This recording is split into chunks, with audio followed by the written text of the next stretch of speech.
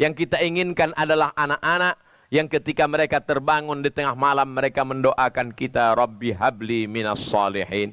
Hari ini kita masih sholat Idul Adha. Hari ini kita masih bertakbir. Hari ini kita masih mendoakan anak-anak kita. Apakah 20 tahun akan datang, anak-anak kita masih ingat membacakan Al-Fatihah? Apakah anak-anak kita masih berzikir mengagungkan Allah? Jawabannya tergantung pada diri kita masing-masing. Allahu Akbar, Allahu Akbar, Allahu Akbar, Allahu Akbar walillahil hamd. Dari kecil dibawa ke masjid, setelah besar dibiasakan menutup aurat, dibekali dengan pendidikan agama, didoakan setiap malam. Di sujud terakhir mintalah kepada Allah supaya anak dijaga dari narkoba, terpelihara dari perbuatan maksiat.